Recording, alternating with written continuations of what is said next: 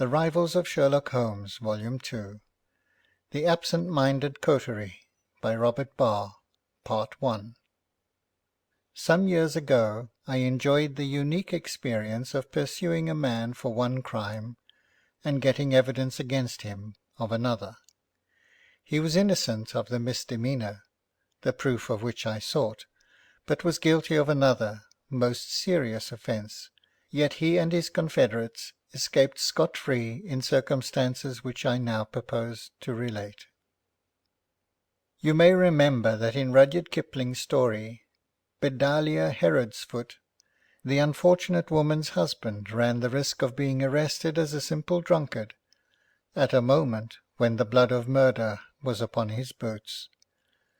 The case of Ralph Summertrees was rather the reverse of this. The English authorities were trying to fasten upon him a crime almost as important as murder, while I was collecting evidence which proved him guilty of an action much more momentous than that of drunkenness.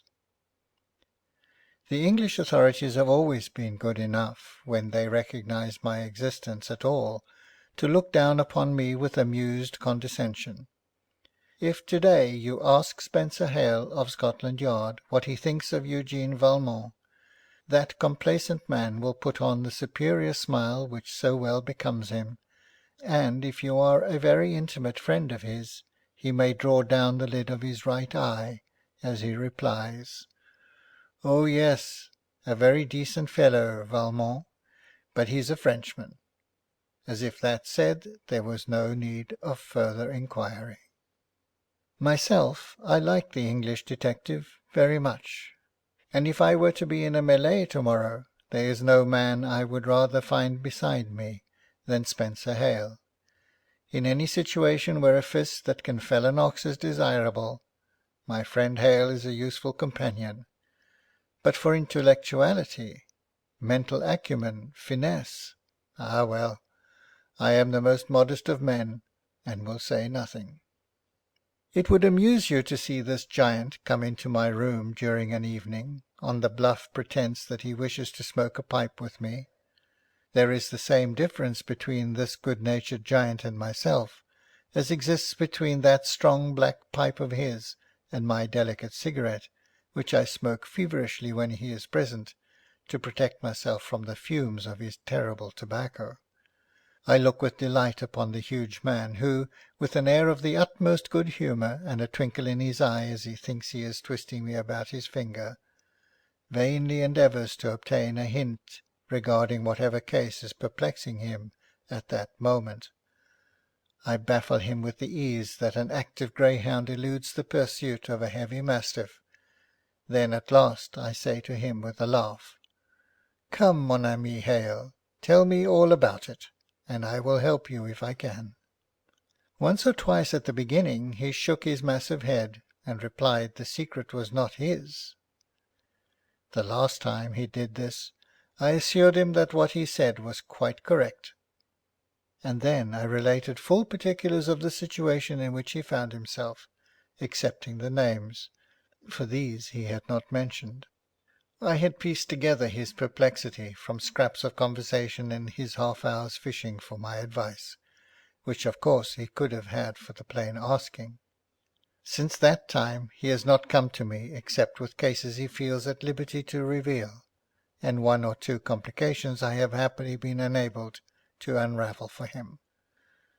But staunch as Spencer Hale holds the belief that no detective service on earth can excel that centring in Scotland Yard, there is one department of activity in which even he confesses that Frenchmen are his masters, although he somewhat grudgingly qualifies his admission by adding that we in France are constantly allowed to do what is prohibited in England. I refer to the minute search of a house during the owner's absence. If you read that excellent story entitled The Purloined Letter, by Edgar Allan Poe, you will find a record of the kind of thing I mean, which is better than any description I, who have so often taken part in such a search, can set down. Now these people amongst whom I live are proud of their phrase, "The Englishman's house is his castle," and into that castle even a policeman cannot penetrate without a legal warrant. This may be all very well in theory, but if you are compelled to march up to a man's house, blowing a trumpet and rattling a snare drum, you need not be disappointed if you fail to find what you are in search of when all the legal restrictions are complied with. Of course, the English are a very excellent people, a fact to which I am always proud to bear testimony, but it must be admitted that for cold common sense the French are very much their superiors. In Paris, if I wish to obtain an incriminating document, I do not send the possessor a carte postale to inform him of my desire, and in this procedure the French people sanely acquiesce. I have known men who, when they go out to spend an evening on the boulevards, toss their bunch of keys to the concierge, saying, "If you hear the police rummaging about while I am away, pray assist them," with an expression of my distinguished consideration. I remember while I was chief detective in the service of the French government being requested to call at a certain hour at the private hotel of the Minister for Foreign Affairs. It was during the time that Bismarck meditated a second attack upon my country, and I am happy to say that I was then instrumental in supplying the secret bureau with documents which mollified that iron man's purpose, a fact which I think entitled me to my country's gratitude. Not that I ever even hinted such a claim when a succeeding ministry forgot my services. The memory of a republic, as has been said by a greater man than I, is short. However, all that has nothing to do with the incident I am about to relate. I merely mention the crisis to excuse a momentary forgetfulness on my part which in any other country might have been followed by serious results to myself. But in France, we understand those things, and nothing happened. I am the last person in the world to give myself away, as they say in the Great West. I am usually the calm, collected Eugène Valmont, whom nothing can perturb. But this was a time of great tension, and I had become absorbed. I was alone with the minister in his private house, and one of the papers he desired was in his bureau at the Ministry of Foreign Affairs. At least he thought so, and said, "It is in my desk at the bureau. How annoying! I must send for it." "No, Excellency," I cried, springing up in a self-oblivion the most complete. "It is here."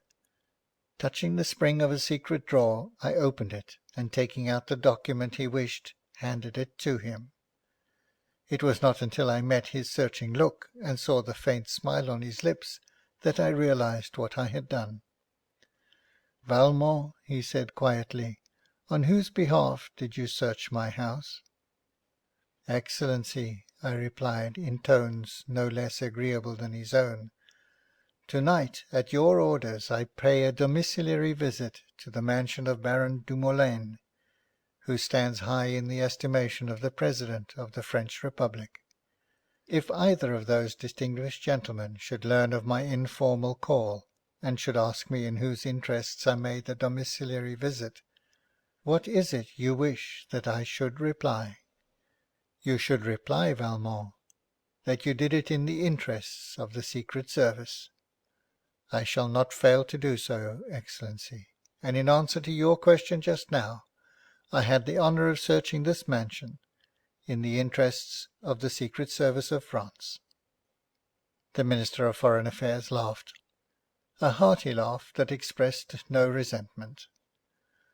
"I merely wished to compliment you, Valmont, on the efficiency of your search and the excellence of your memory. This is indeed the document which I thought was left in my office." I wonder what Lord Lansdowne would say if Spencer Hale showed an equal familiarity with his private papers. But now that we have returned to our good friend Hale, we must not keep him waiting any longer. I well remember the November day when I first heard of the Summertrees case, because there hung over London a fog so thick that 2 or 3 times I lost my way, and no cab was to be had at any price. The few cabmen then in the streets were leading their animals slowly along, making for the stables. It was one of those depressing London days which filled me with an ennui and a yearning for my own clear city of Paris, where, if we are ever visited by a slight mist, it is at least clean white vapour, and not this horrible London mixture, saturated with suffocating carbon.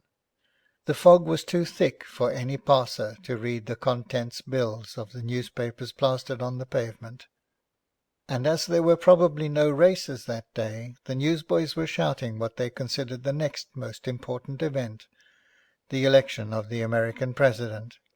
I bought a paper and thrust it into my pocket. It was late when I reached my flat, and after dining there, which was an unusual thing for me to do, I put on my slippers, took an easy chair before the fire, and began to read my evening journal. I was distressed to learn that the eloquent Mr. Bryan had been defeated. I knew little about the silver question, but the man's oratorical power had appealed to me, and my sympathy was aroused because he owned many silver mines, and yet the price of the metal was so low that apparently he could not make a living through the operation of them.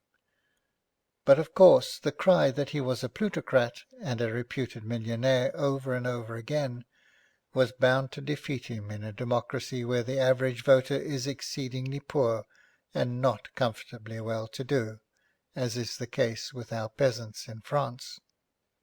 I always took great interest in the affairs of the huge republic to the west, having been at some pains to inform myself accurately regarding its politics, and although, as my readers know, I seldom quote anything complimentary that is said of me, nevertheless, an American client of mine once admitted that he never knew the true inwardness, I think that was the phrase he used, of American politics until he heard me discourse upon them. But then, he added, he had been a very busy man all his life. I had allowed my paper to slip to the floor, for in very truth the fog was penetrating even into my flat, and it was becoming difficult to read, notwithstanding the electric light.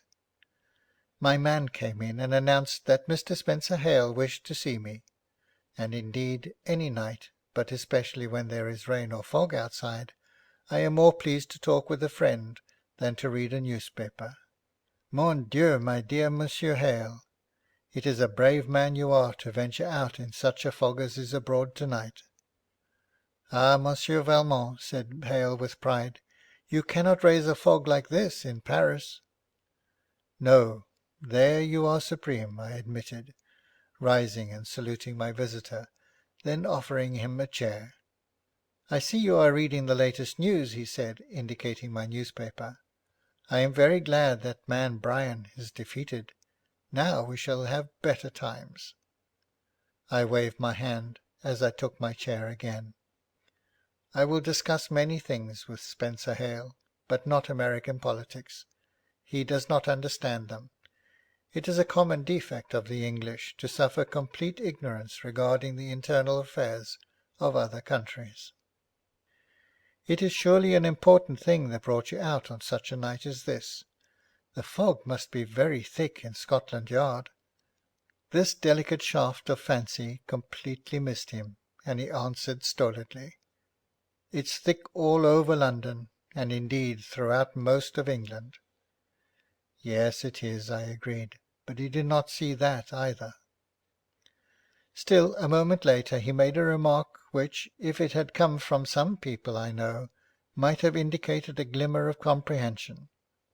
You are a very, very clever man, Monsieur Valmont, so all I need say is that the question which brought me here is the same as that on which the American election was fought. Now, to a countryman I should be compelled to give further explanation, but to you, monsieur, that will not be necessary. There are times when I dislike the crafty smile and partial closing of the eyes which always distinguishes Spencer Hale when he places on the table a problem which he expects will baffle me. If I said he never did baffle me, I would be wrong, of course, for sometimes the utter simplicity of the puzzles which trouble him leads me into an intricate involution entirely unnecessary in the circumstances." I pressed my fingertips together and gazed for a few moments at the ceiling. Hale had lit his black pipe, and my silent servant placed at his elbow the whisky and soda, then tiptoed out of the room. As the door closed, my eyes came from the ceiling to the level of Hale's expansive countenance. "Have they eluded you?" I asked quietly. "Who?" "The coiners." Hale's pipe dropped from his jaw, but he managed to catch it before it reached the floor. Then he took a gulp from the tumbler. "That was just a lucky shot," he said. "Parfaitement," I replied carelessly. "Now, own up, Valmont, wasn't it?" I shrugged my shoulders. A man cannot contradict a guest in his own house. "Oh, stow that," cried Hale impolitely. He is a trifle prone to strong and even slangy expressions when puzzled. "Tell me how you guessed it." "It is very simple, mon ami. The question on which the American election was fought is the price of silver, which is so low that it has ruined Mr. Bryan, and threatens to ruin all the farmers of the West who possess silver mines on their farms. Silver troubled America, ergo silver troubles Scotland Yard.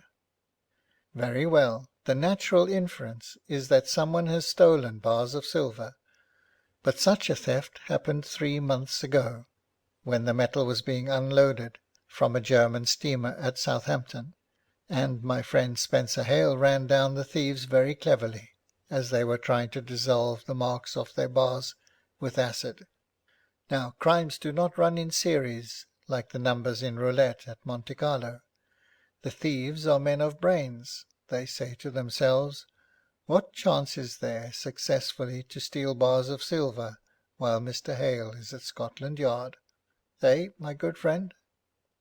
"Really, Valmont," said Hale, taking another sip, "sometimes you almost persuade me that you have reasoning powers."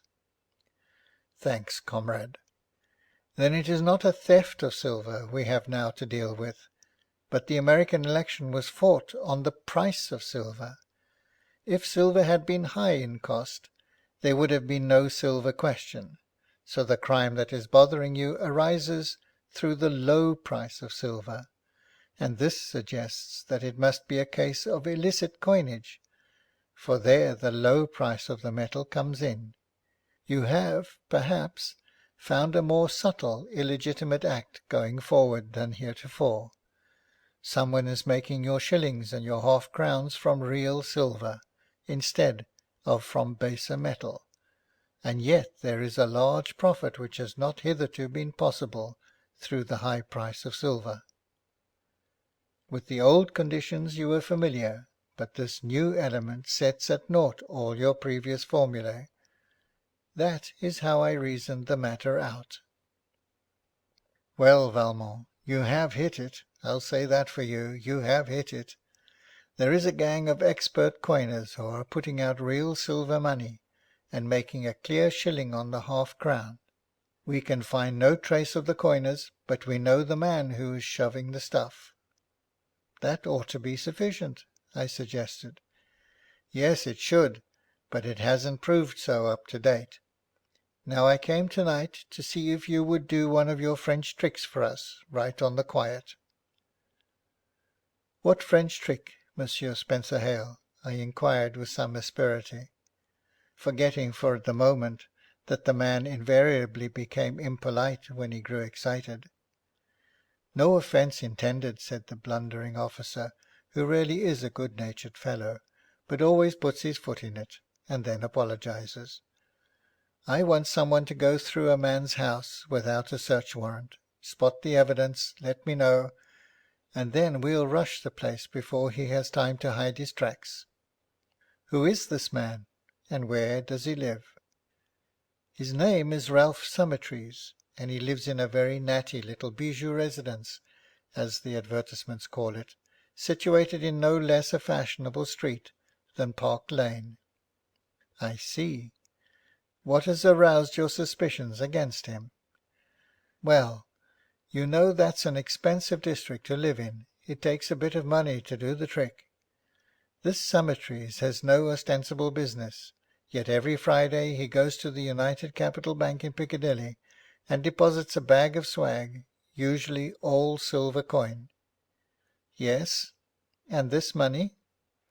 This money, so far as we can learn, contains a good many of these new pieces which never saw the British Mint.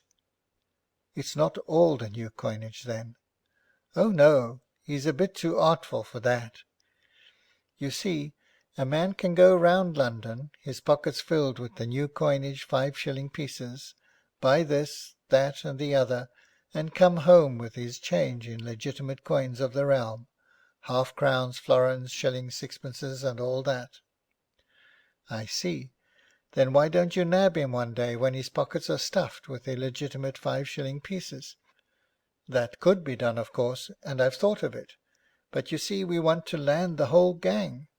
Once we arrest him, without knowing where the money came from, the real coiners would take flight. How do you know he is not the real coiner himself?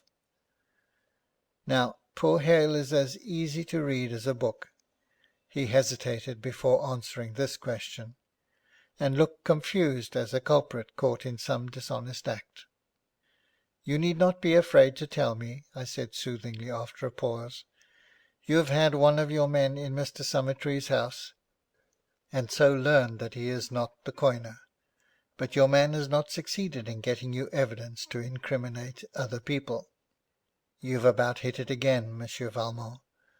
One of my men has been Summertrees' butler for 2 weeks, but as you say, he has found no evidence. Is he still butler? Yes. Now tell me how far you have got. You know that Summertrees deposits a bag of coin every Friday in the Piccadilly Bank, and I suppose the bank has allowed you to examine 1 or 2 of the bags.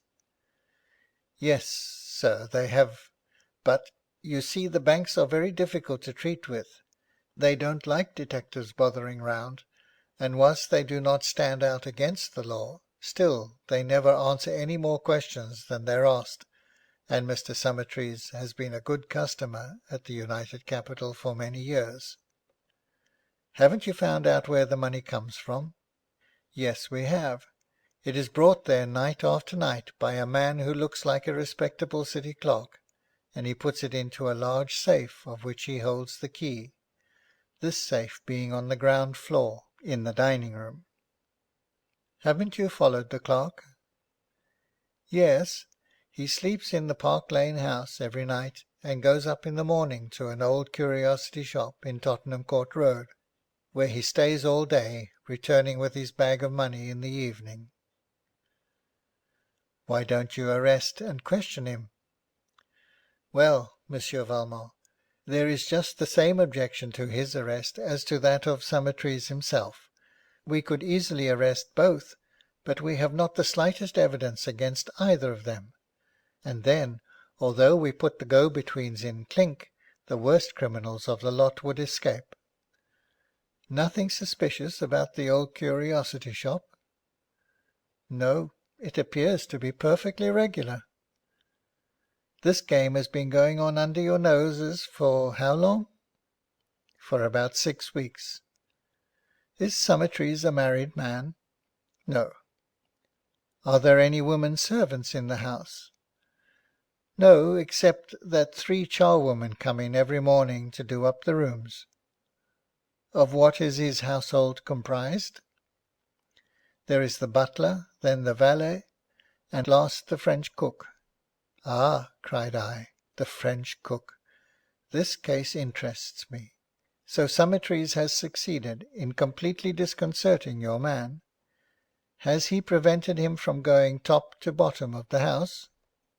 Oh no, he has rather assisted him than otherwise.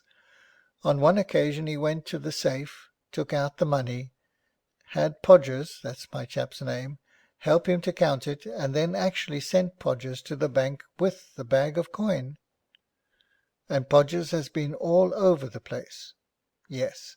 Saw no signs of a coining establishment? No. It is absolutely impossible that any coining can be done there. Besides, as I tell you, that respectable clerk brings him the money. I suppose you want me to take Podgers's position? Well, Monsieur Valmont, to tell you the truth, I would rather you didn't. Podgers has done everything a man can do, but I thought if you got into the house, Podgers assisting, you might go through it night after night at your leisure. I see. That's just a little dangerous in England. I think I should prefer to assure myself the legitimate standing of being the amiable Podgers' successor. You say that Summertrees has no business? Well, sir, not what you might call a business. He is by the way of being an author, but I don't count that as any business. Oh, an author, is he? When does he do his writing? He locks himself up most of the day in his study. Does he come out for lunch? No. He lights a little spirit lamp inside, Podgers tells me, and makes himself a cup of coffee, which he takes with a sandwich or two. That's rather frugal fare for Park Lane. Yes, Monsieur Valmont, it is. But he makes it up in the evenings, when he has a long dinner with all them foreign kickshaws you people like, done by his French cook. Sensible man. Well, Hale, I see that I shall look forward with pleasure to making the acquaintance of Mr. Summertrees. Is there any restriction on the going and coming of your man Podgers? None in the least. He can get away either day or night. Very good, friend Hale. Bring him here tomorrow, as soon as our author locks himself up in his study, or rather, I should say, as soon as the respectable clerk leaves for Tottenham Court Road, which I should guess, as you put it, is about half an hour after his master turns the key of the room in which he writes. You are quite right in that guess, Valmont. How did you hit it? Merely a surmise, Hale. There is a good deal of oddity about that Park Lane house, so it doesn't surprise me in the least that the master gets to work earlier in the morning than the man. I have also a suspicion that Ralph Summertrees knows perfectly well what the estimable Podgers is there for. What makes you think that? I can give no reason, except that my opinion of the acuteness of Summertrees has been gradually rising all the while you were speaking, and at the same time my estimate of Podgers's craft has been as steadily declining. However, bring the man here tomorrow, that I may ask him a few questions. Next day, about 11 o'clock, the ponderous Podgers, hat in hand, followed his chief into my room. His broad, impassive, immobile, smooth face gave him rather more the air of a genuine butler than I had expected, and this appearance, of course, was enhanced by his livery. His replies to my questions were those of a well-trained servant, who will not say too much unless it is made worth his while. All in all, Podgers exceeded my expectations, and really my friend Hale had some justification for regarding him, as he evidently did, a triumph in his line. Sit down, Mr. Hale, and you, Podgers. The man disregarded my invitation, standing like a statue until his chief made a motion. Then he dropped into a chair. The English are great on discipline. Now, Mr. Hale, I must first congratulate you on the make-up of Podgers. It is excellent. You depend less on artificial assistance than we do in France, and in that I think you are right. Oh, we know a bit over here, Monsieur Valmont, said Hale, with pardonable pride. Now then, Podgers, I want to ask you about this clerk. What time does he arrive in the evening? At prompt 6, sir. Does he ring or let himself in with a latchkey? With a latchkey, sir. How does he carry the money? In a little locked leather satchel, sir, flung over his shoulder. Does he go directly to the dining-room? Yes, sir. Have you seen him unlock the safe and put in the money? Yes, sir. Does the safe unlock with a word or a key? With a key, sir. It's one of the old-fashioned kind. Then the clerk unlocks his leather money-bag? Yes, sir. That's 3 keys used within as many minutes. Are they separate or in a bunch? In a bunch, sir. Did you ever see your master with this bunch of keys? No, sir. You saw him open the safe once, I am told. Yes, sir. Did he use a separate key or one of a bunch? Podgers slowly scratched his head, then said, I don't just remember, sir. Ah, Podgers, you are neglecting the big things in that house. Sure you can't remember? No, sir. Once the money is in and the safe locked up, what does the clerk do? Goes to his room, sir. Where is this room? On the 3rd floor, sir. Where do you sleep? On the 4th floor with the rest of the servants, sir. Where does the master sleep? On the 2nd floor adjoining his study. The house consists of 4 stories and a basement, does it? Yes, sir. I have somehow arrived at the suspicion that it is a very narrow house. Is that true? Yes, sir. Does the clerk ever dine with your master? No, sir. The clerk doesn't eat in the house at all, sir. Does he go away before breakfast? No, sir. No one takes breakfast in his room? No, sir. What time does he leave the house? At 10 o'clock, sir. When is breakfast served? At 9 o'clock, sir. At what hour does your master retire to his study? At 9:30, sir. Locks the door on the inside? Yes, sir. Never rings for anything during the day? Not that I know of, sir. What sort of a man is he? Here Podgers was on familiar ground, and he rattled off a description minute in every particular. What I meant was, Podgers, is he silent or talkative, or does he get angry? Does he seem furtive, suspicious, anxious, terrorized, calm, excitable, or what? Well, sir, he is by way of being very quiet, never has much to say for himself, never saw him angry or excited. Now, Podgers, you've been at Park Lane for a fortnight or more. You are a sharp, alert, observant man. What happens there that strikes you as unusual? Well, I can't exactly say, sir, replied Podgers, looking rather helplessly from his chief to myself and back again. Your professional duties have often compelled you to act the part of butler before, otherwise you wouldn't do it so well. Isn't that the case? Podgers did not reply, but glanced at his chief. This was evidently a question pertaining to the service, which a subordinate was not allowed to answer. However, Hale said at once, Certainly. Podgers has been in dozens of places. Well, Podgers, just call to mind some of the other households where you have been employed, and tell me any particulars in which Mr. Summertrees' establishment differs from them. Podgers pondered a long time. Well, sir, he do stick to writing pretty close. Ah, that's his profession, you see, Podgers. Hard at it from 9:30 till towards 7, I imagine. Yes, sir. Anything else, Podgers, no matter how trivial? Well, sir, he's fond of reading, too. Leastways, he's fond of newspapers. When does he read? I've never seen him read 'em, sir. Indeed, so far as I can tell, I never knew the papers to be opened, but he takes them all in, sir. What, all the morning papers? Yes, sir, and all the evening papers, too. Where are the morning papers placed? On the table in his study, sir. And the evening papers? Well, sir, when the evening papers come, the study is locked. They are put on a side table in the dining room, and he takes them upstairs with him to his study. This has happened every day since you've been there? Yes, sir. You reported that very striking fact to your chief, of course?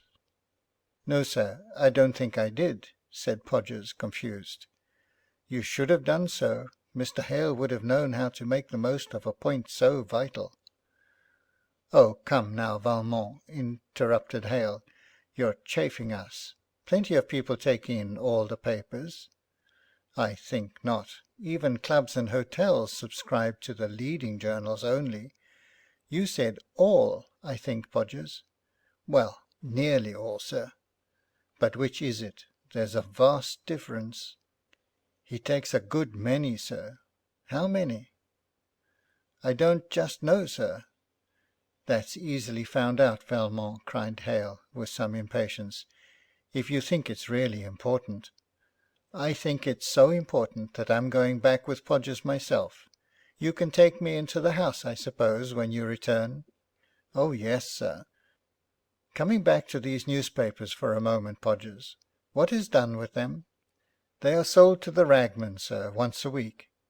Who takes them from the study? I do, sir. Do they appear to have been read very carefully? Well, no, sir. Leastways, some of them seem never to have been opened, or else folded up very carefully again. Did you notice that extracts have been clipped from any of them? No, sir. Does Mr. Summertrees keep a scrapbook? Not that I know of, sir. Oh, the case is perfectly plain, said I, leaning back in my chair, and regarding the puzzled Hale with that cherubic expression of self-satisfaction which I know is so annoying to him. What's perfectly plain? He demanded, more gruffly perhaps than etiquette would have sanctioned. Summertrees is no coiner, nor is he linked with any band of coiners. What is he, then? Ah, that opens another avenue of inquiry. For all I know to the contrary, he may be the most honest of men. On the surface it would appear that he is a reasonably industrious tradesman in Tottenham Court Road, who is anxious that there should be no visible connection between a plebeian employment and so aristocratic a residence as that in Park Lane. At this point Spencer Hale gave expression to one of those rare flashes of reason which are always an astonishment to his friends. "That is nonsense, Monsieur Valmont," he said. "The man who is ashamed of the connection between his business and his house is one who is trying to get into society, or else the women of his family are trying it, as is usually the case. Now Summertrees has no family. He himself goes nowhere, gives no entertainments, and accepts no invitations. He belongs to no club. Therefore, to say that he is ashamed of his connection with the Tottenham Court Road shop is absurd. He is concealing the connection for some other reason that will bear looking into. My dear Hale, the goddess of wisdom herself could not have made a more sensible series of remarks. Now, mon ami, do you want my assistance, or have you enough to go on with?" "Enough to go on with? We have nothing more than we had when I called on you last night." "Last night, my dear Hale, you supposed this man was in league with coiners. To-day you know he is not." "I know you say he is not." I shrugged my shoulders and raised my eyebrows, smiling at him. "It is the same thing, Monsieur Hale." Well, of all the conceited... And the good Hale could get no further. "If you wish my assistance, it is yours." "Very good. Not to put too fine a point on it, I do." "In that case, my dear Podgers, you will return to the residence of our friend Summertrees, and get together for me in a bundle all of yesterday's morning and evening papers that were delivered to the house. Can you do that, or are they mixed up in a heap in the coal cellar?" "I can do it, sir. I have instructions to place each day's papers in a pile by itself, in case they should be wanted again. There is always 1 week's supply in the cellar, and we sell the papers of the week before to the ragmen." "Excellent.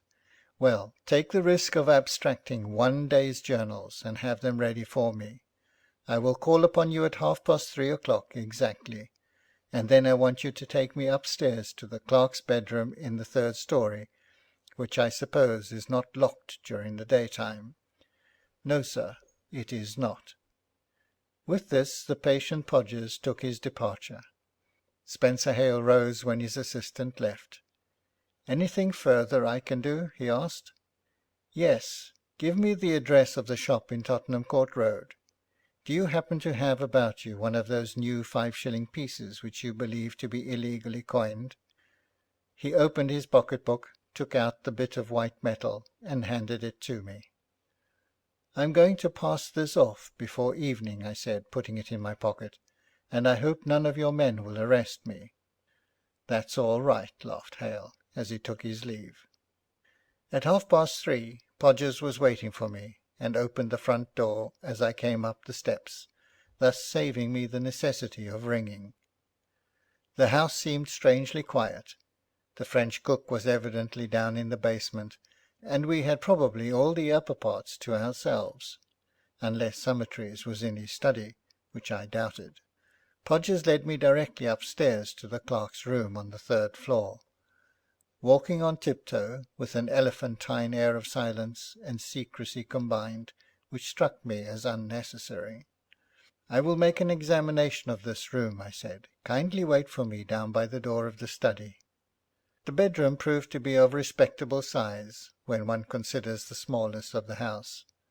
The bed was all nicely made up, and there were 2 chairs in the room, but the usual washstand and swing mirror were not visible.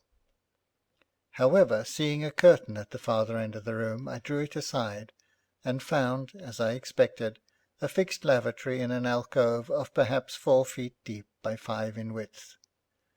As the room was about 15 feet wide, this left 2/3 of the space unaccounted for. A moment later I opened a door which exhibited a closet filled with clothes hanging on hooks. This left a space of 5 feet between the clothes closet and the lavatory.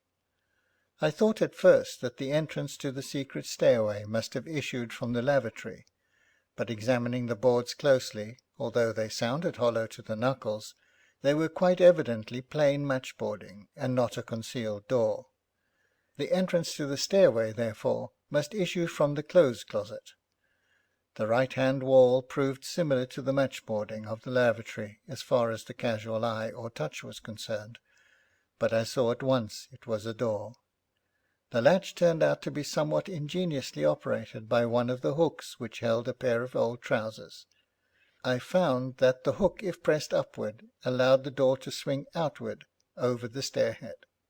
Descending to the 2nd floor, a similar latch let me into a similar clothes closet in the room beneath. The 2 rooms were identical in size, one directly above the other, the only difference being that the lower room door gave into the study instead of into the hall, as was the case with the upper chamber. The study was extremely neat, either not much used, or the abode of a very methodical man. There was nothing on the table except a pile of that morning's papers. I walked to the further end, turned the key in the lock, and came out upon the astonished Podgers. "Well, I'm blowed!" exclaimed he. "Quite so," I rejoined. "You've been tiptoeing past an empty room for the last 2 weeks. Now, if you'll come with me, Podgers, I'll show you how the trick is done." When he entered the study, I locked the door once more, and led the assumed butler, still tiptoeing through force of habit, up the stairs into the top bedroom, and so out again, leaving everything exactly as we found it.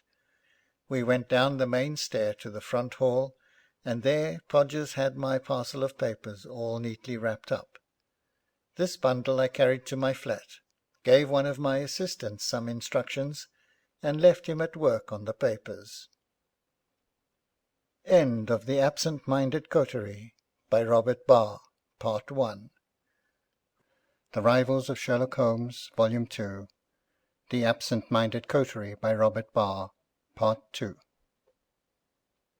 I took a cab to the foot of Tottenham Court Road, and walked up the street till I came to J. Simpson's old curiosity shop.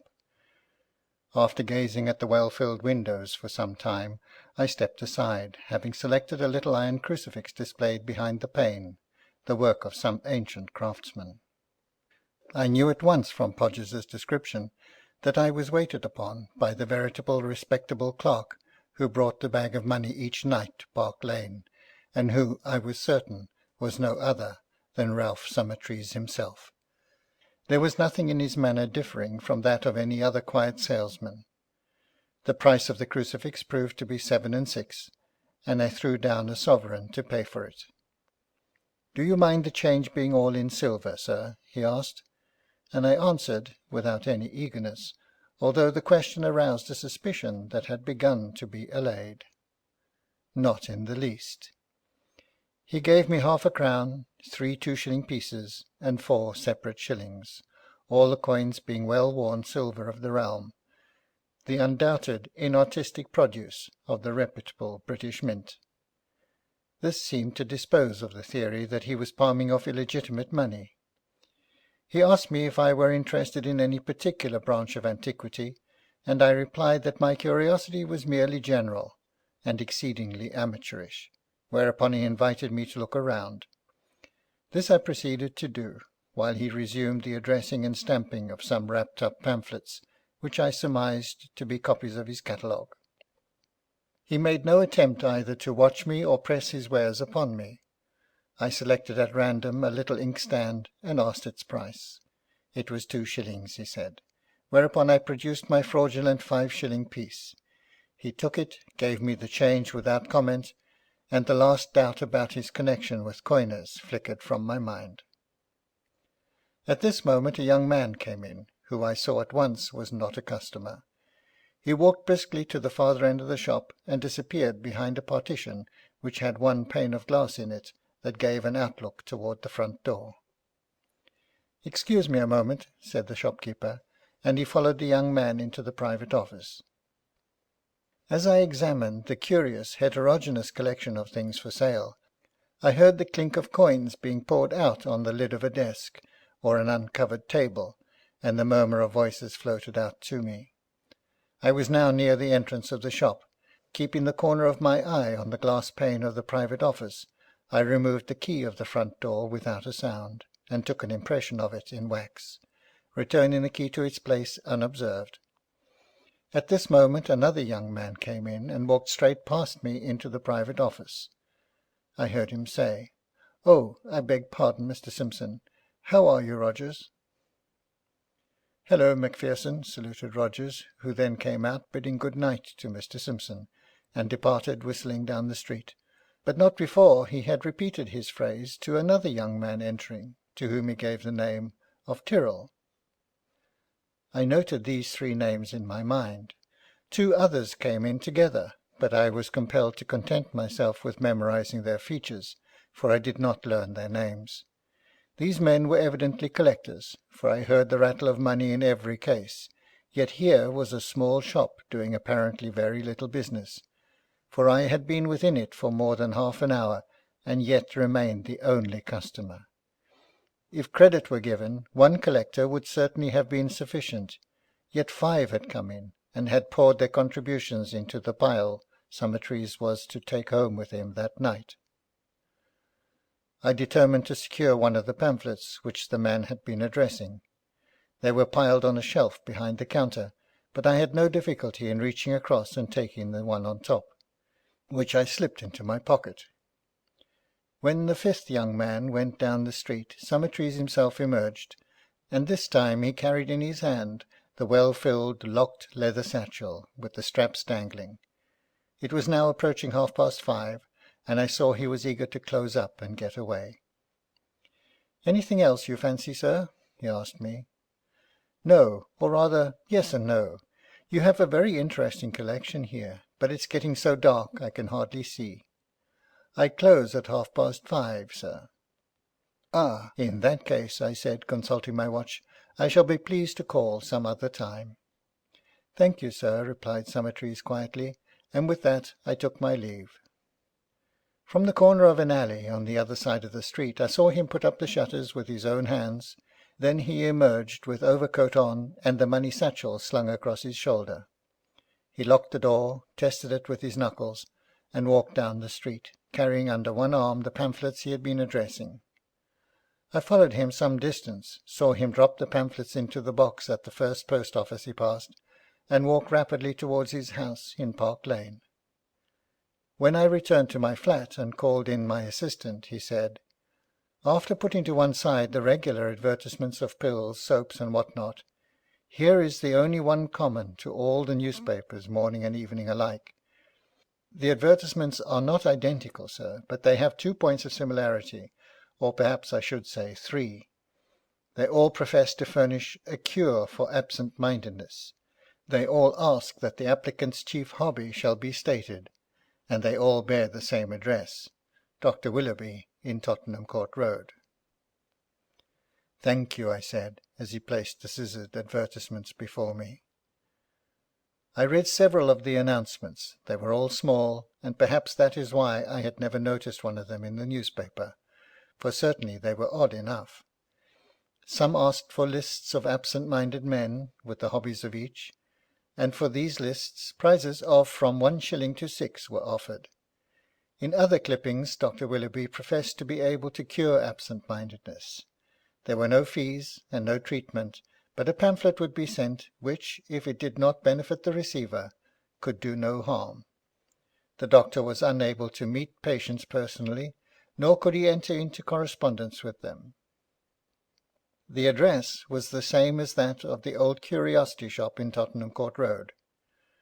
At this juncture I pulled the pamphlet from my pocket, and saw it was entitled Christian Science and Absent-Mindedness, by Dr. Stamford Willoughby, and at the end of the article was the statement contained in the advertisements, that Dr. Willoughby would neither see patients nor hold any correspondence with them.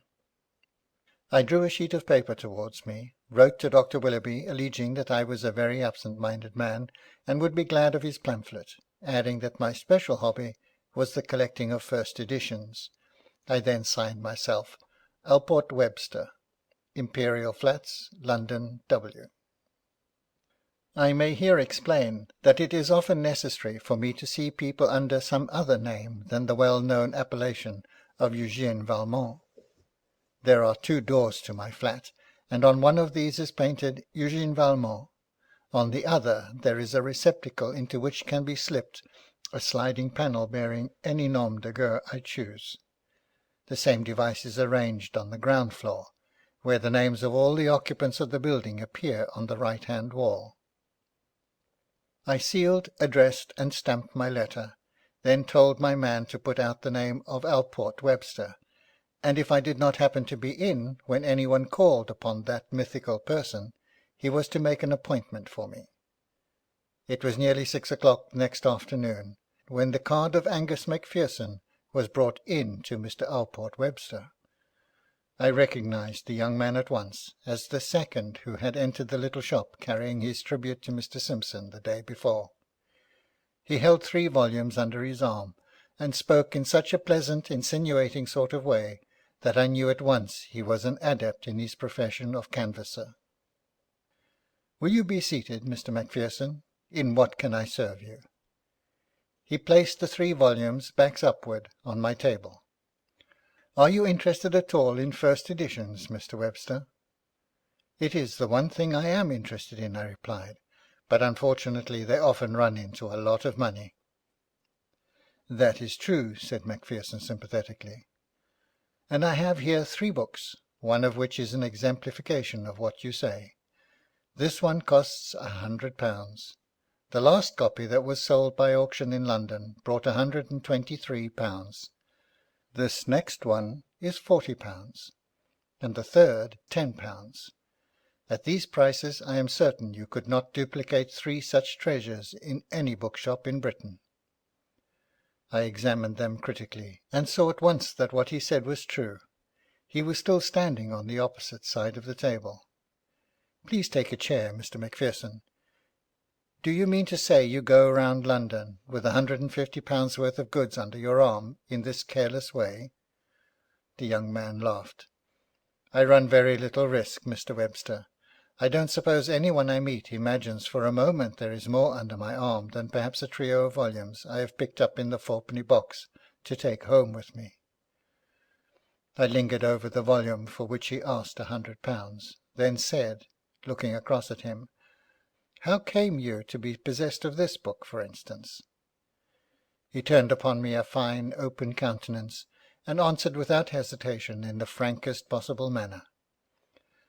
"I am not in actual possession of it, Mr. Webster. I am by way of being a connoisseur in rare and valuable books myself, although, of course, I have little money with which to indulge in the collection of them.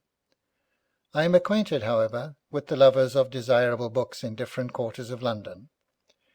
These 3 volumes, for instance, are from the library of a private gentleman in the West End. I have sold many books to him, and he knows I am trustworthy.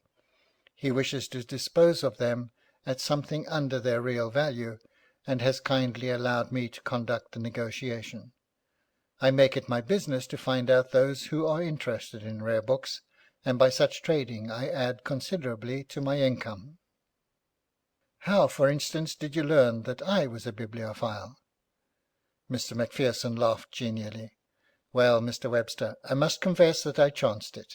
I do that very often. I take a flat like this, and send in my card to the name on the door. If I am invited in, I ask the occupant the question I asked you just now. Are you interested in rare editions? If he says no, I simply beg pardon and retire. If he says yes, then I show my wares."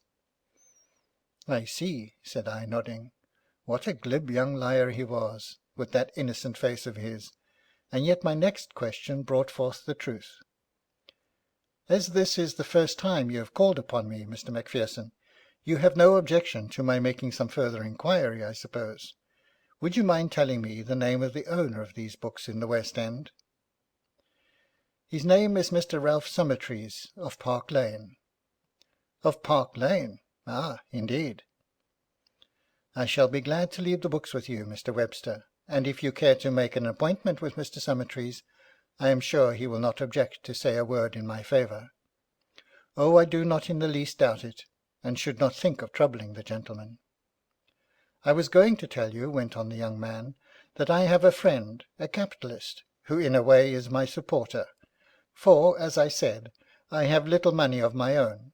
I find it is often inconvenient for people to pay down any considerable sum. When, however, I strike a bargain, my capitalist buys the book, and I make an arrangement with my customer to pay a certain amount each week, and so even a large purchase is not felt, as I make the instalments small enough to suit my client." "You are employed during the day, I take it?" "Yes, I am a clerk in the City." Again we were in the blissful realms of fiction. "Suppose I take this book at £10, what instalments should I have to pay each week?" "Oh, what you like, sir. Would 5 shillings be too much?" "I think not." "Very well, sir. If you pay me 5 shillings now, I will leave the book with you, and shall have pleasure in calling this day week for the next instalment." I put my hand into my pocket and drew out 2 half-crowns, which I passed over to him. "Do I need to sign any form or undertaking to pay the rest?" The young man laughed cordially. "Oh, no, sir, there is no formality necessary. You see, sir, this is largely a labour of love with me, although I don't deny I have my eye on the future. I am getting together what I hope will be a very valuable connection with gentlemen like yourself, who are fond of books, and I trust some day that I may be able to resign my place with the insurance company and set up a choice little business of my own, where my knowledge of values in literature will prove useful."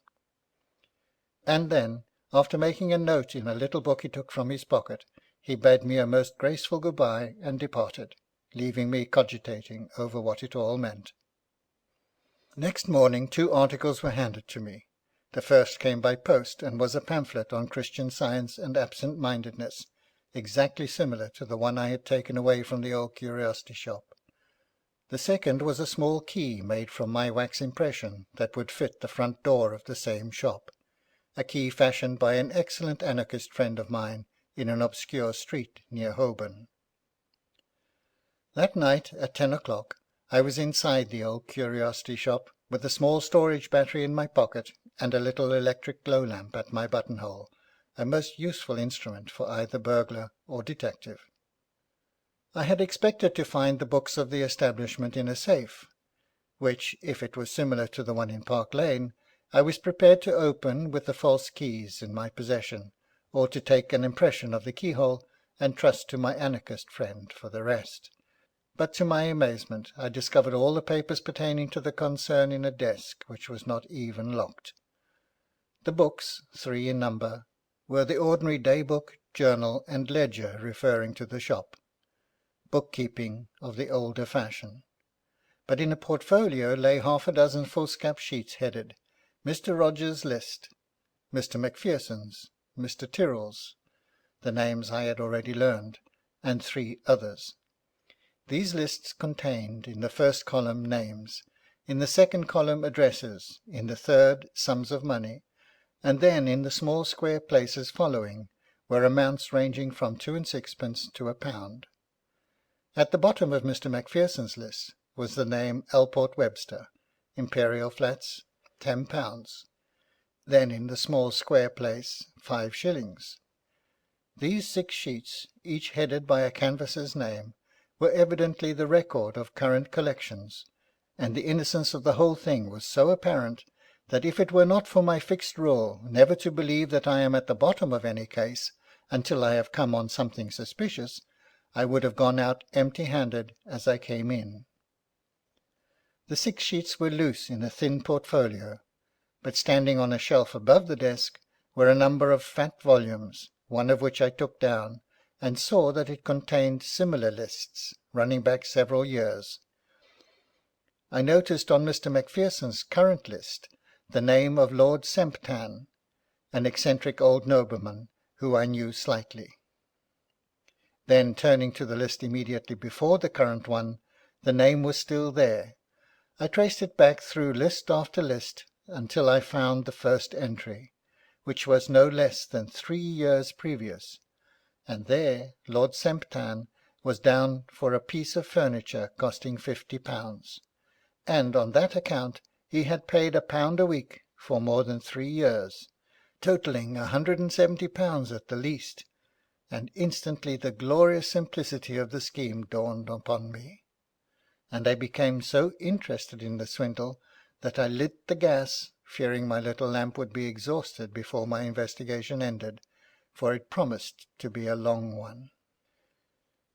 In several instances the intended victim proved shrewder than old Simpson had counted upon, and the word settled had been written on the line carrying the name when the exact number of instalments was paid. But as these shrewd persons dropped out, others took their places, and Simpson's dependence on their absent-mindedness seemed to be justified in 9 cases out of 10.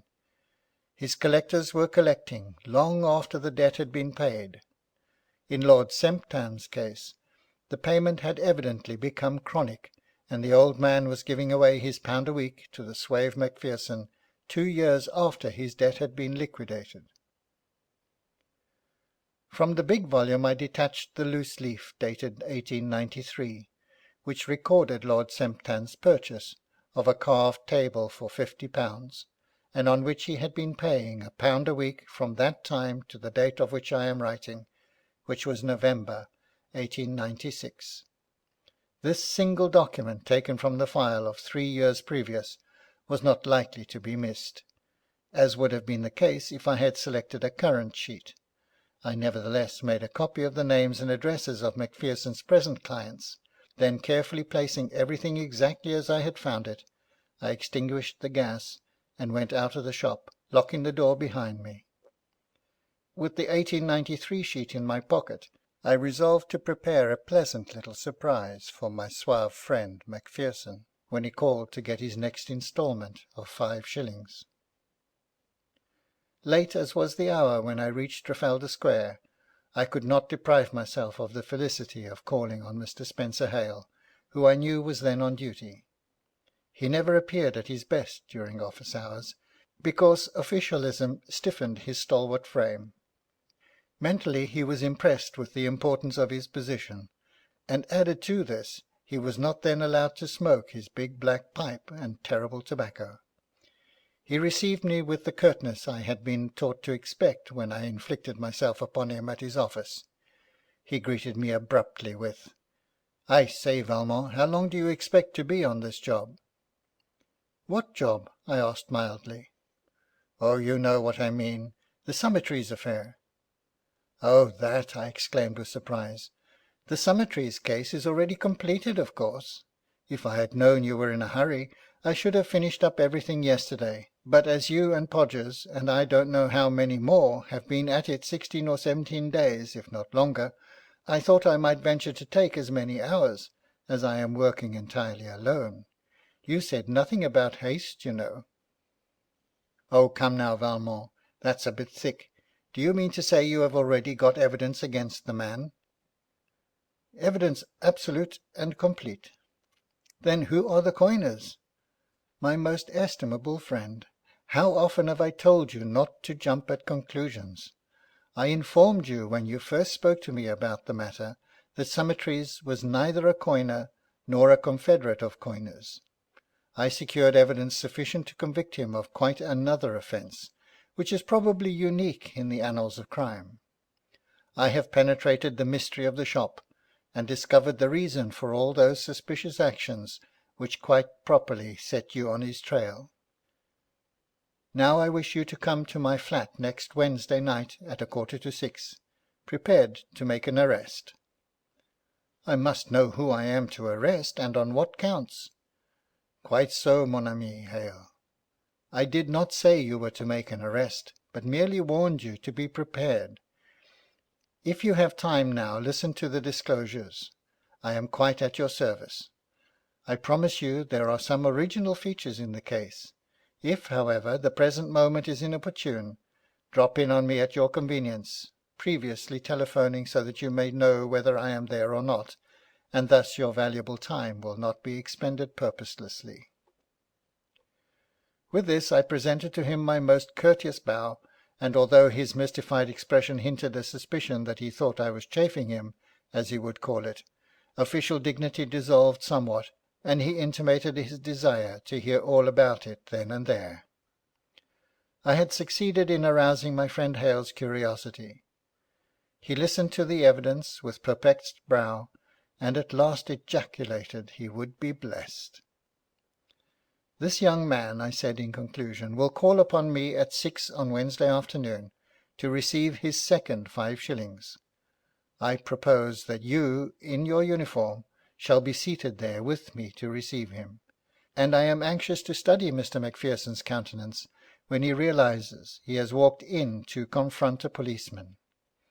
If you will then allow me to cross-examine him for a few moments, not after the manner of Scotland Yard, with a warning lest he incriminate himself, but in the free and easy fashion we adopt in Paris, I shall afterwards turn the case over to you to be dealt with at your discretion. You have a wonderful flow of language, Monsieur Valmont, was the officer's tribute to me. I shall be on hand at 5:45 on Wednesday. Meanwhile, said I, kindly say nothing of this to anyone. We must arrange a complete surprise for Macpherson. That is essential. Please make no move in the matter at all until Wednesday night. Spencer Hale, much impressed, nodded acquiescence, and I took a polite leave of him. The question of lighting is an important one in a room such as mine, and electricity offers a good deal of scope to the ingenious. Of this fact I have taken full advantage. I can manipulate the lighting of my room so that any particular spot is bathed in brilliancy, while the rest of the space remains in comparative gloom, and I arranged the lamps so that the full force of their rays impinged against the door that Wednesday evening, while I sat on one side of the table in semi-darkness, and Hale sat on the other, with a light beating down on him from above, which gave him the odd sculptured look of a living statue of justice, stern and triumphant. Anyone entering the room would first be dazzled by the light, and next would see the gigantic form of Hale in the full uniform of his order. When Angus Macpherson was shown into this room, he was quite visibly taken aback, and paused abruptly on the threshold, his gaze riveted on the huge policeman. I think his first purpose was to turn and run, but the door closed behind him, and he doubtless heard, as we all did, the sound of the bolt being thrust in its place, thus locking him in.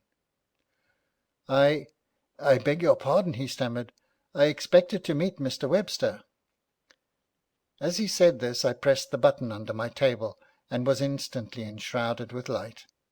A sickly smile overspread the countenance of Macpherson as he caught sight of me, and he made a very creditable attempt to carry off the situation with nonchalance. "Ah, there you are, Mr. Webster. I did not notice you at first."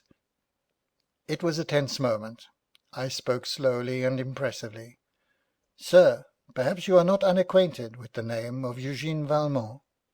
He replied brazenly, "I am sorry to say, sir, I never heard of the gentleman before." At this came a most inopportune "Haw, haw!" from the blockhead Spencer Hale, completely spoiling the dramatic situation I had elaborated with such thought and care. It is little wonder the English possess no drama, for they show scant appreciation of the sensational moments in life. "Ho, ho!" brayed Spencer Hale, and at once reduced the emotional atmosphere to a fog of commonplace. However, what is a man to do? He must handle the tools with which it pleases Providence to provide him. I ignored Hale's untimely laughter. "Sit down, sir," I said to Macpherson, and he obeyed. "You have called on Lord Semptam this week," I continued sternly. "Yes, sir." "And collected £1 from him?" "Yes, sir." "In October 1893 you sold Lord Semptam a carved antique table for £50. "Quite right, sir." "When you were here last week, you gave me Ralph Summertrees as the name of a gentleman living in Park Lane. You knew at the time that this man was your employer." Macpherson was now looking fixedly at me, and on this occasion made no reply. I went on calmly.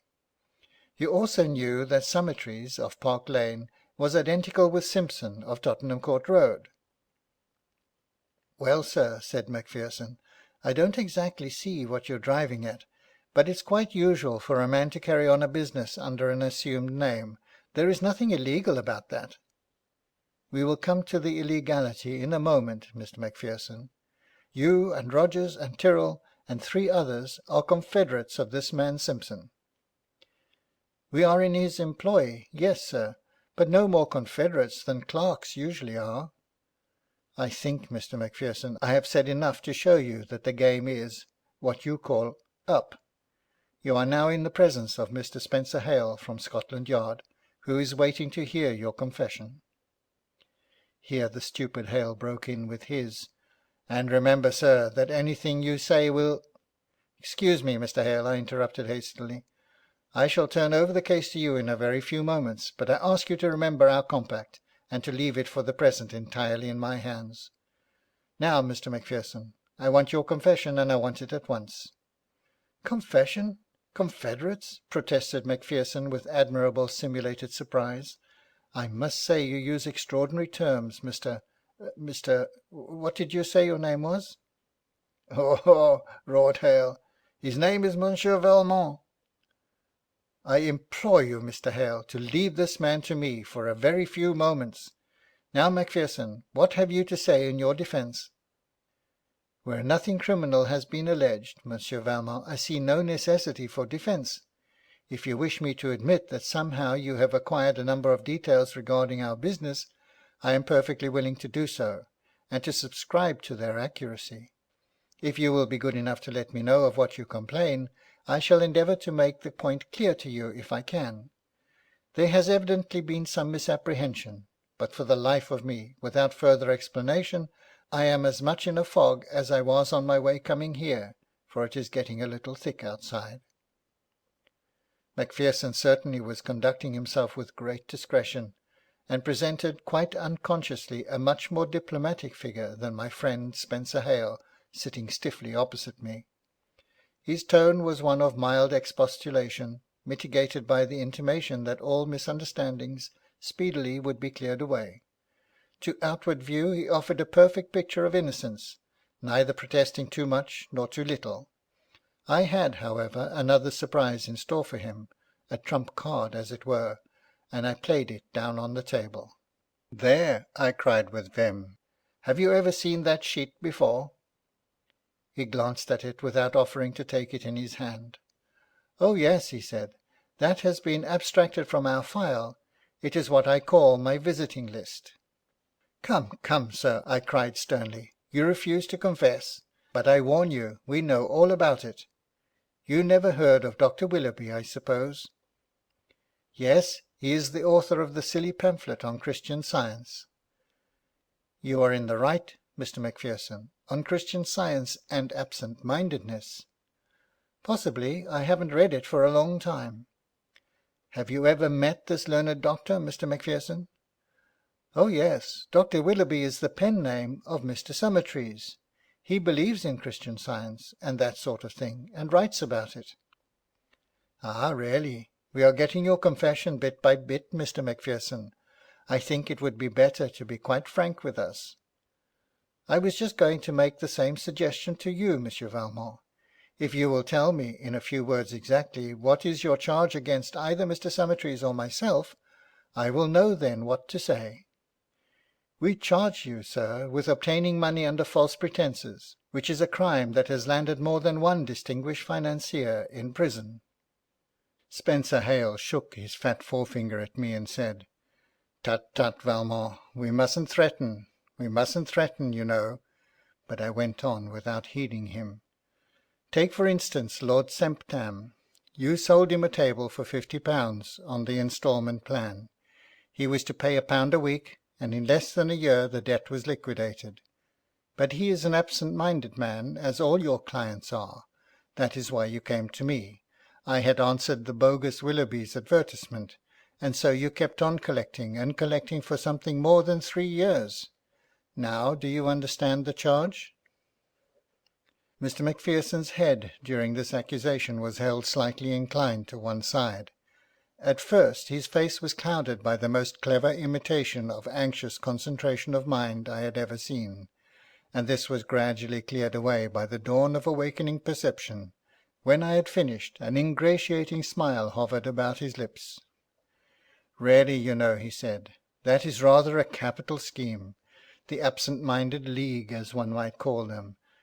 Most ingenious. Summertrees, if he had any sense of humour, which he hasn't, would be rather taken by the idea that his innocent fad for Christian Science had led him to be suspected of obtaining money under false pretences. But really, there are no pretensions about the matter at all. As I understand it, I simply call and receive the money through the forgetfulness of the persons on my list. But where I think you would have both Summertrees and myself, if there was anything in your audacious theory, would be an indictment for conspiracy. Still, I quite see how the mistake arises. You have jumped to the conclusion that we sold nothing to Lord Semptam except the carved table 3 years ago. I have pleasure in pointing out to you that his lordship is a frequent customer of ours, and has had many things from us at one time or another. Sometimes he is in our debt, sometimes we are in his. We keep a sort of running contract with him, by which he pays us £1 a week.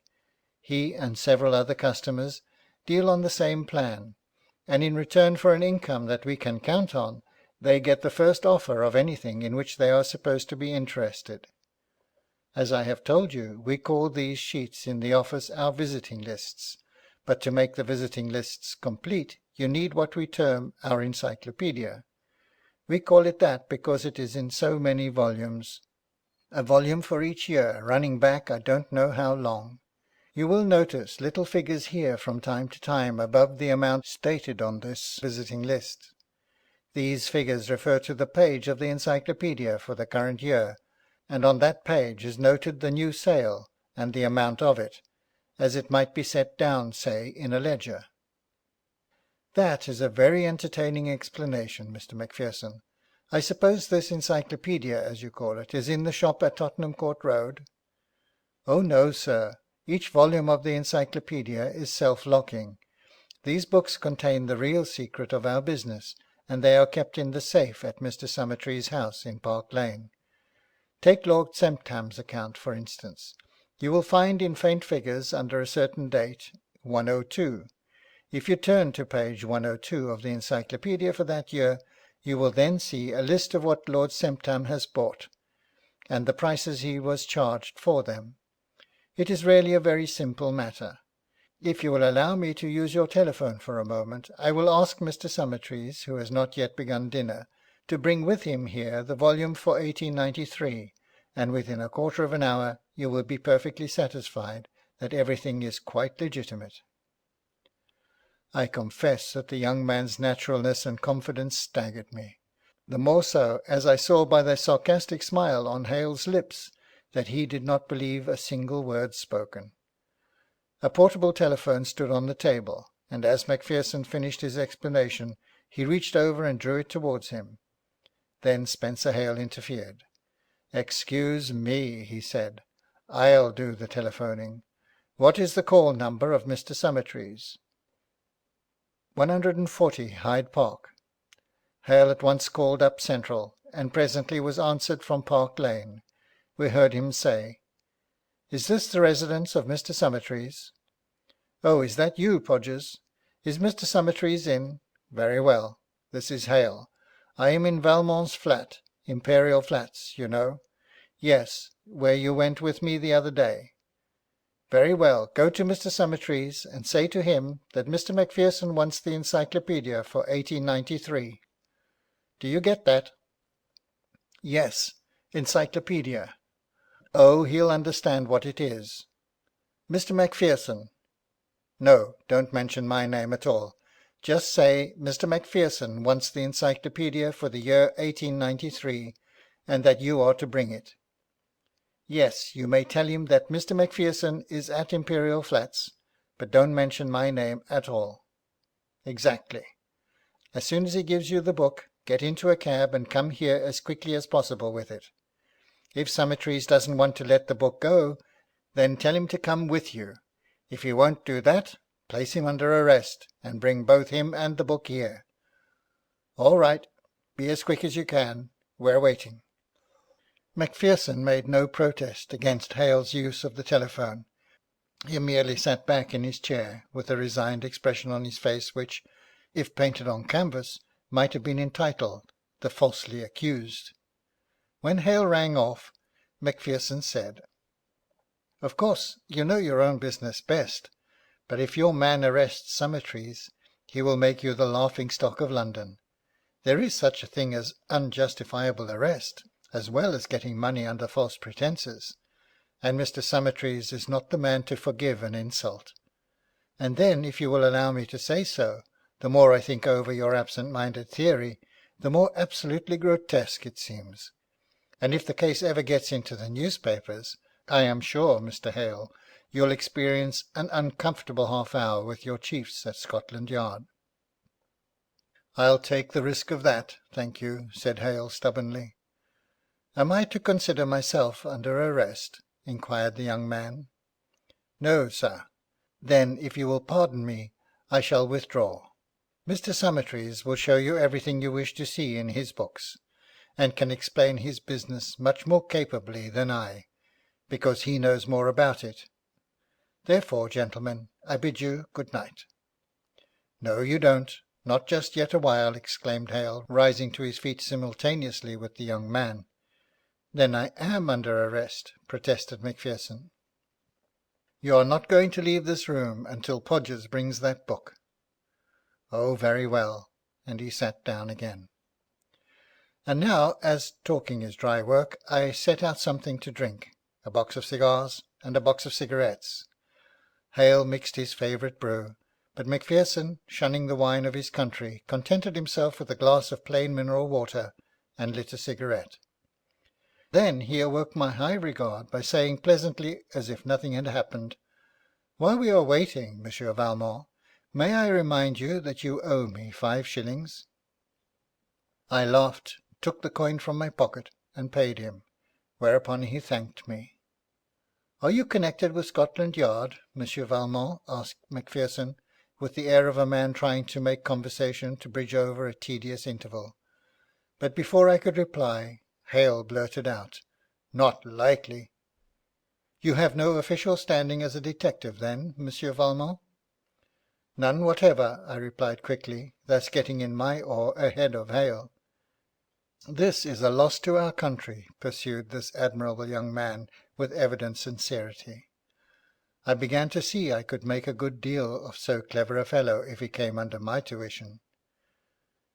"The blunders of our police," he went on, "are something deplorable. If they would but take lessons in strategy, say, from France, their unpleasant duties would be so much more acceptably performed, with much less discomfort to their victims." "France!" snorted Hale in derision.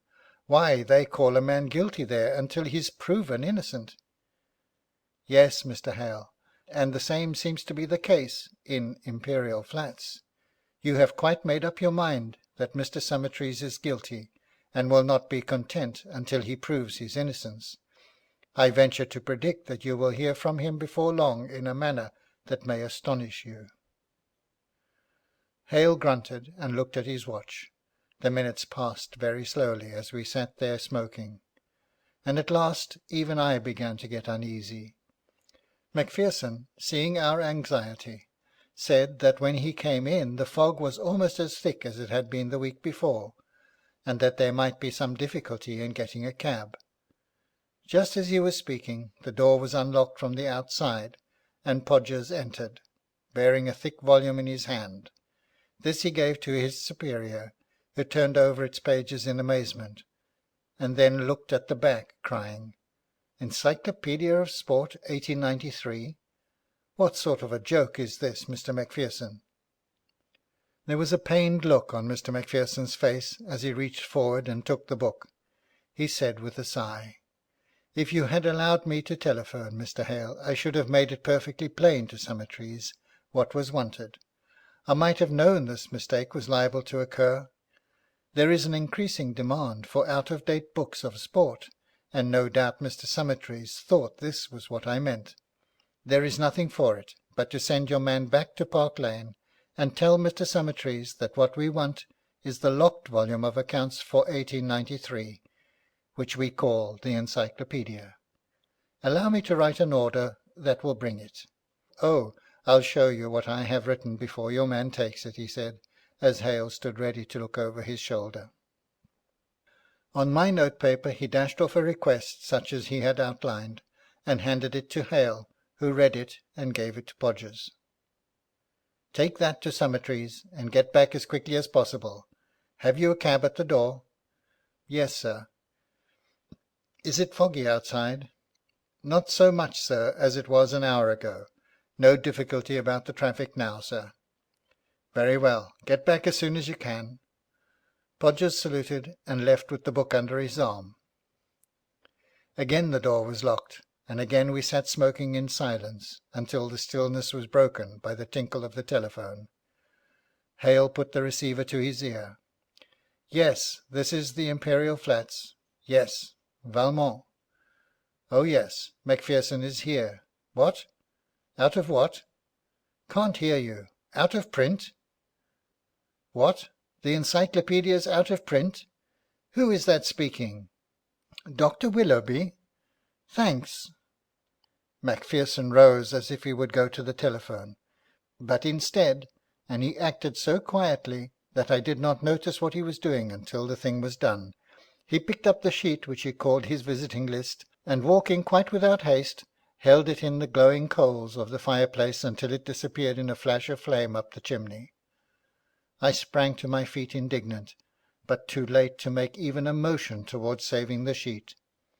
Macpherson regarded us both with that self-deprecatory smile which had several times lighted up his face. "How dare you burn that sheet?" I demanded. "Because, Monsieur Valmont, it did not belong to you, because you do not belong to Scotland Yard, because you stole it, because you had no right to it, and because you have no official standing in this country. If it had been in Mr. Hale's possession, I should not have dared, as you put it, to destroy the sheet. But as this sheet was abstracted from my master's premises by you, an entirely unauthorised person, whom he would have been justified in shooting dead if he had found you housebreaking and you had resisted him on his discovery, I took the liberty of destroying the document. I have always held that these sheets should not have been kept, for, as has been the case, if they fell under the scrutiny of so intelligent a person as Eugène Valmont, improper inferences might have been drawn.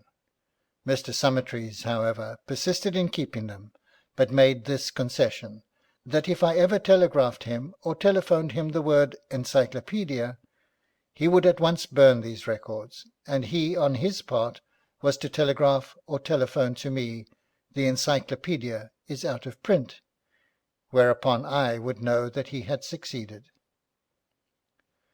"Now, gentlemen, open this door, which will save me the trouble of forcing it. Either put me formally under arrest, or cease to restrict my liberty.